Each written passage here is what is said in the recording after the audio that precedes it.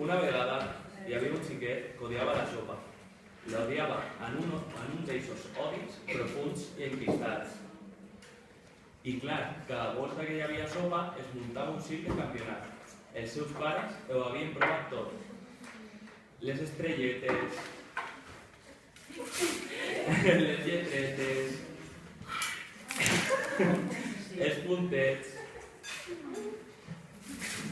fins que un dia el nen va cridar. I em pela la sopa! Un iaia! Sa mare, tement que el xiquet continuara cridant, es lleva de dues serpades la camisa i el llança de cap al plat. La mare no veia res, però una vegada submergit en aquell oceà espès i tèbid, no anava a parar fins que el trobara el pèl. Navegant entre els fideus, per fi troba el pèl. Era un pèl daurat i de ningú d'ells podia ser, perquè tenien el cabell més negre que l'ànima d'una botifarra de ceba.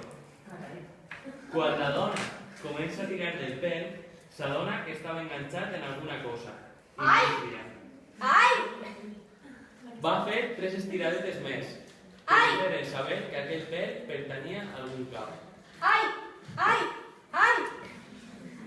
Com que ella era una dona curiosa, va utilitzar aquell cabell com a guia, com si fora una corda, i va anar submergint-se en l'oceà del sopar.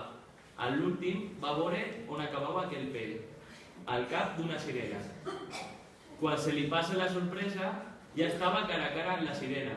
Sense presentacions ni preàmbuls, li amolla fent-se l'ofesa. Per què has posat un pèl a la sopa del meu fill?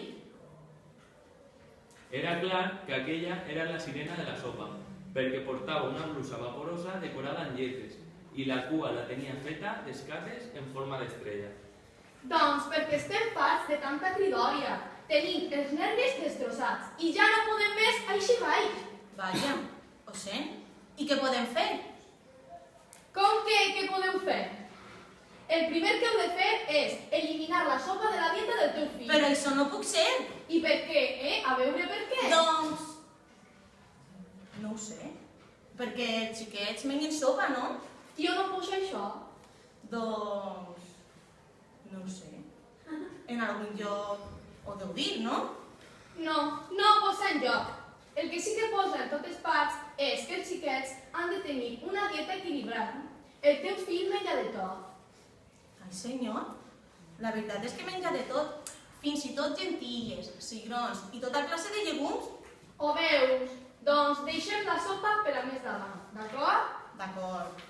Adeu. La sirena fa un gest de comiat amb la mà i ella isqué disparat cap a la superfície. Afortunadament, ningú li va veure eixir del plat. Ella aprofita el desconcert i mira el seu fill i li feu. I conforme capta la seva atenció, obri la finestra i deixa el plat al jardí. El xiquet para immediatament de plorar i de mossegar, i el món es queda per un instant en suspens. La mare va preparar un nou dinar, entrepà de pernil i tomaca, i el gos dinava al jardí el pla de sopa que la mare havia deixat. Això t'agrada més, A partir d'aquest dia, el gos va estar prop d'un mes menjant sopes instantànies, fins que un dia es va posar udolat de tal manera que van decidir que era millor variar una mica la dieta. I conte acabat i per la finestra se la poden.